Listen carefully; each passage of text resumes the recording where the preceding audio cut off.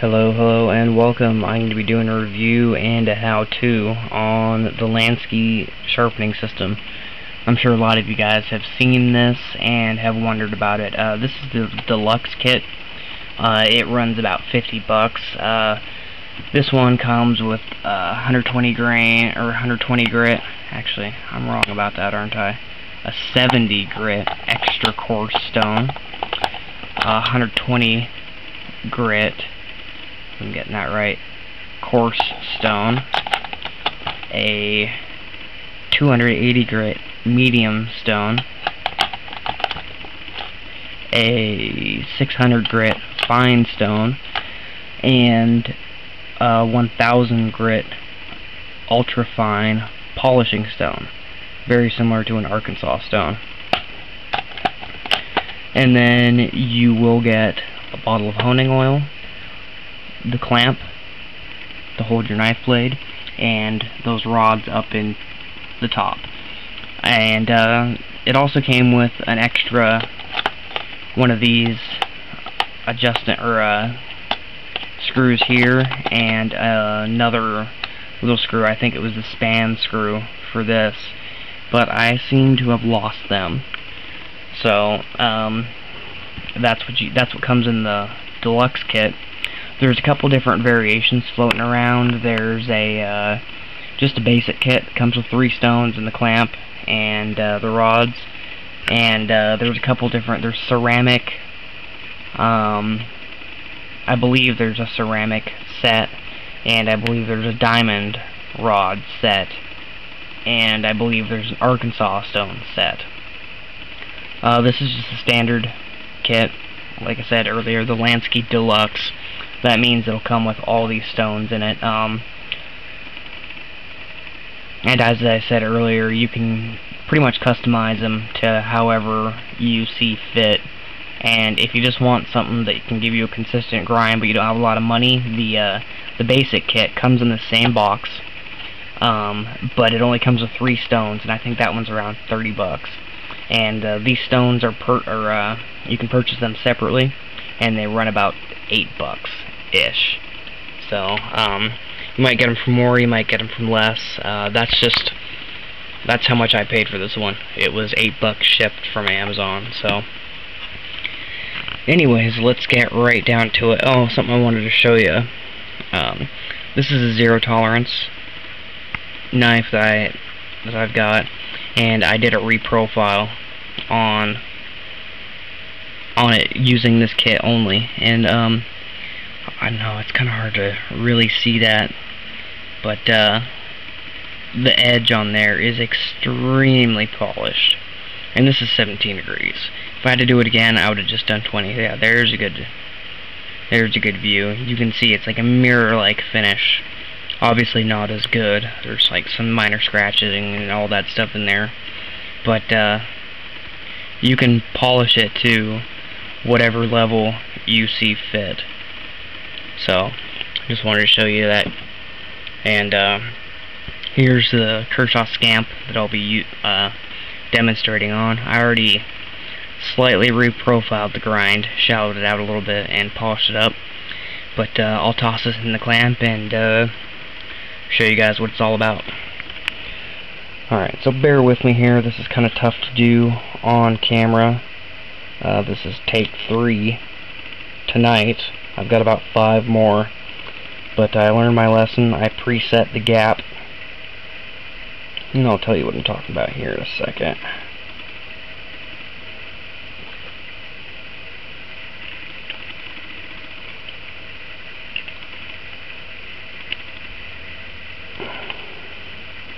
Okay, now this screw right here sets the width of the clamp jaws, and this one comes in and you tighten that down, and it'll push up or push down and pull up on this side to give it some extra clamping force. You don't need to wrench it down because you're not putting a lot of force on it, but it does need to be secure. While we're here, one thing I want to tell you guys about is put some electrical tape or duct tape or whatever you want on these jaws on the inside. You can do it on the knife, but then you'll have to take it off after you're done.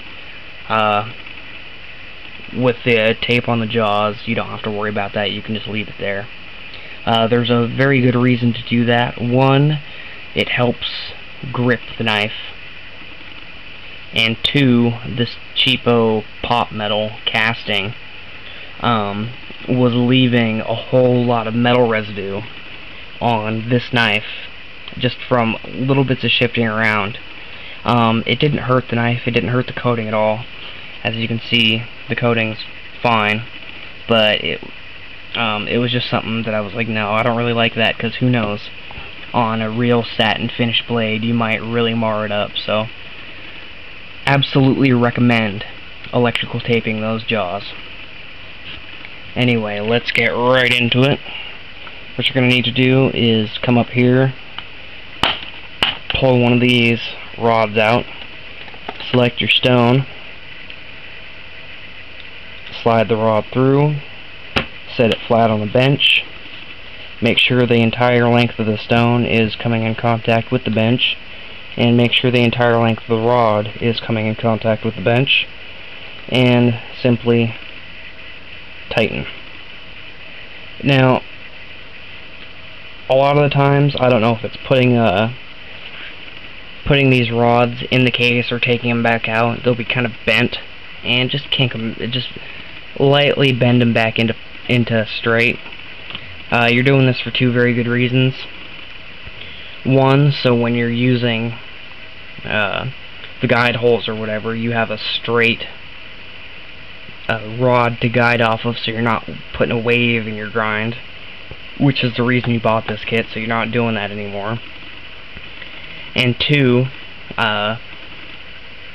if you don't put it flat on the bench and just kind of throw it in there, you may be using the right angle, the right guide hole, but since you've got it too far up or down or whatever, you're not going to be getting that angle. So lay it flat on a bench, make sure this rod is straight, and tighten it down.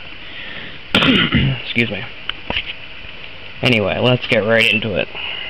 Oh, take a little drop, a drop. It does not take a lot of the honing oil. See, that was probably too much, but that's alright.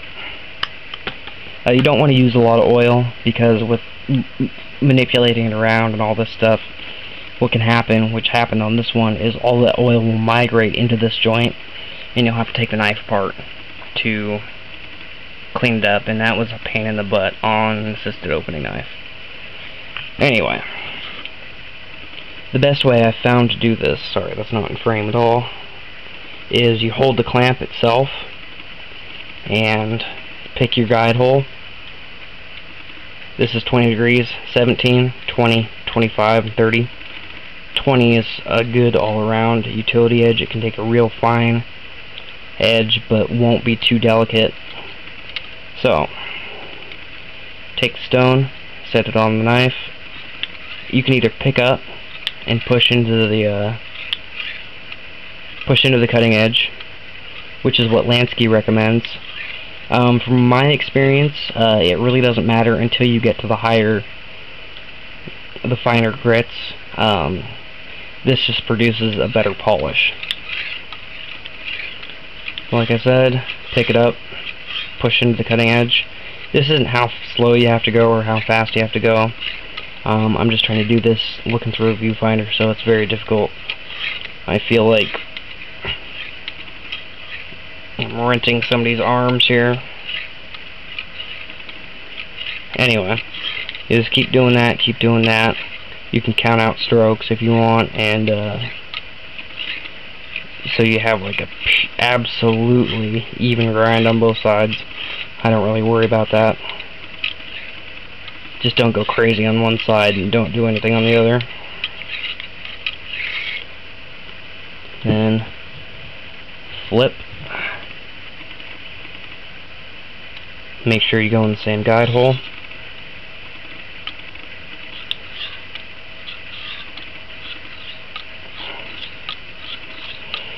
Now you may be asking, how much pressure do I use? Not a lot. Just the weight of the stone and the weight of your fingers. You don't need to really bear into it. It's not necessary. It's probably counterproductive. Oh, something I wanted to show you here. You see this play in there? Well, if you're just kind of holding on to it, not really caring, that little bit of play can put a wave in your grind. Now, will it be extreme? No, but we bought this kit, well, at least I did, to completely remove user error. So, you can do one of two things. Either hold it down here, like I've been doing, to give it a slightly more steep angle, or you can put one finger up here to keep the rod pinned in the bottom of the hole to give you a slightly shallower angle.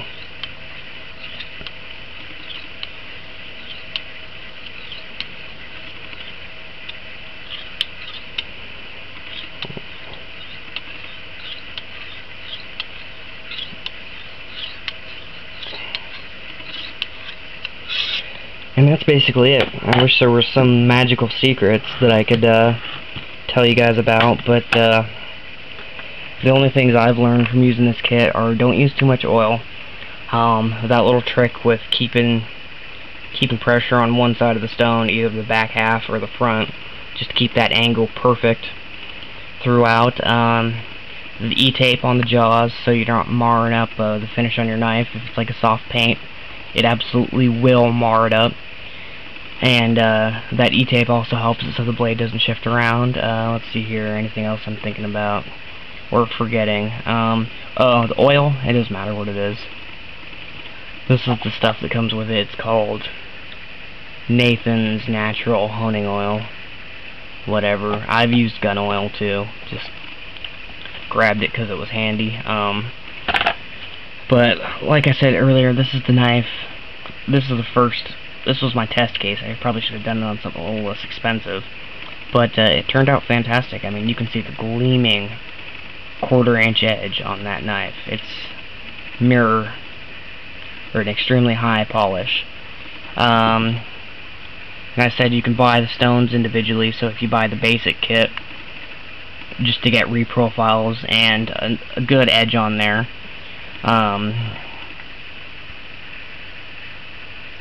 you can buy the stones later. I still use a ceramic rod, believe it or not, just to give it a little final touch-up. I found that, especially on this knife, with that 17 degree, it doesn't really take a lot. Like, you can trying to sharpen it, you can just make it duller. So 1 or 2 passes on either side on the ceramic rod, and it's fine. Oh, a trick I wanted to show you guys. While I was looking for knife sharpeners, I started looking at what are these guys doing, like especially the Spyderco system.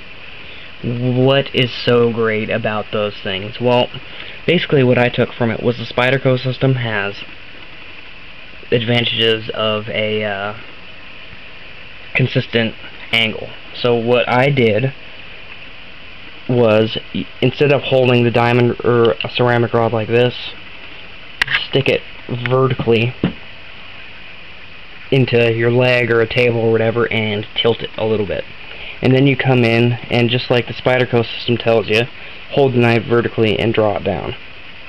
And that produced a lot better hand sharpening results than I was getting trying to hold it like this and go away from me or in towards me. So if you don't want to buy another kit and you're looking for the quick knife sharpening tip, that's something that I've learned.